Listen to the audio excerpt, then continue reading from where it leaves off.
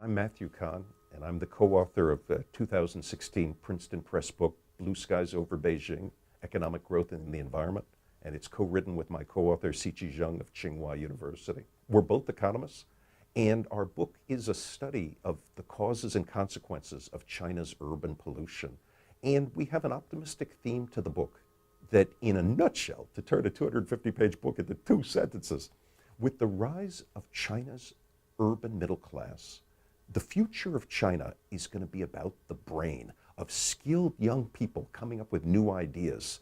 And a key theme of our book is that the future economic growth of China is going to be tied to innovation and to human capital, not the old heavy industry model of China. These educated people want blue skies, and perhaps more importantly, they need blue skies to be productive and happy and for their own children to prosper, to achieve their full potential. The Chinese Communist Party is strong, and one might think that they would oppose blue skies, saying, well, the old Soviet model is the time-proven way.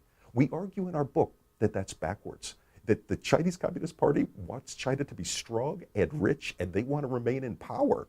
And if your middle class are urbanized and want blue skies, just from simple supply and demand, if the median person wants this, a government who wants to keep power and wants to be loved has incentives to supply it.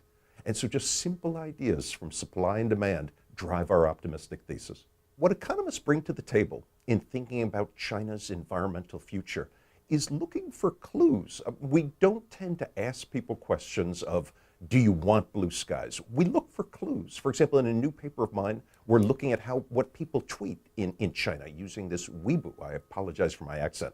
But we've looked at home prices in China. We've looked at migration flows in China. And we've been looking at these tweets of how the Chinese people reveal their displeasure for the pollution that they've faced over the last 30 years. It's well understood that air pollution poses morbidity and mortality risk.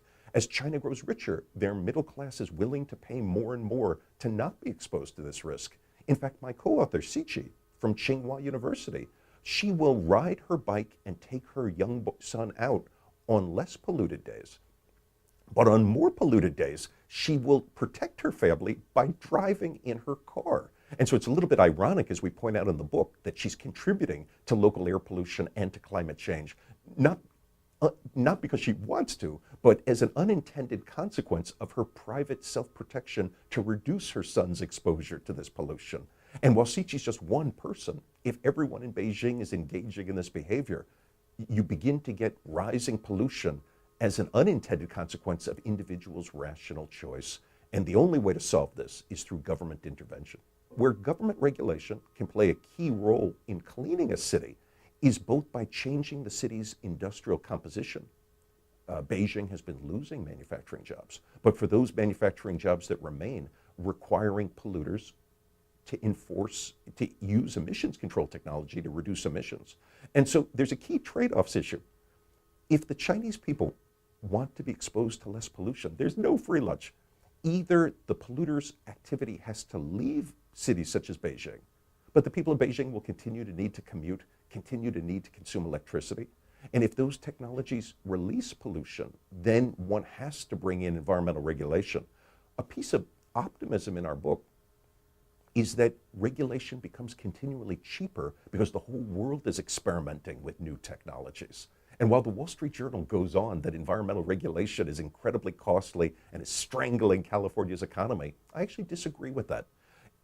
As more of the world's entrepreneurs recognize this desire for blue skies and for low carbon, this actually creates a market for these entrepreneurs to come out with green technologies that makes it cheaper for policymakers, whether they're in Los Angeles or Shanghai, to demand these technologies because the entrepreneurs have now developed them. And so this is a piece of my free market environmentalism optimism about the ability of the Chinese people moving forward to have the win-win of economic growth, but with much fewer environmental consequences. And in our book, we're optimists, never naive optimists, but always optimistic, that a trend playing out in China is that while in the past 80% of power came from coal, that percentage is shrinking. And in a world where ideas are public goods. As California, as the Elon Musks invest in solar and wind, in renewables, and even part nuclear, that we can change the electricity production mix. This will be a choice China will need to make. Coal is cheap but dirty. Other power sources are cleaner and more expensive, but that price premium is shrinking over time. And it's not a law of physics. I don't know what will be the price of generating solar power in the year 2040, but the more nerds and entrepreneurs and venture capitalists investing in this sector, from the improvements in our cell phones, the improvements in our personal computers, we have a lot of evidence suggesting that when capitalism puts its mind to a problem, that fast progress happens. And so I believe that China's own pollution from its manufacturing sector will shrink, in part because the scale of production will shrink, but mainly because the pollution from the power sector is going to fall sharply as the power mix shifts towards renewables.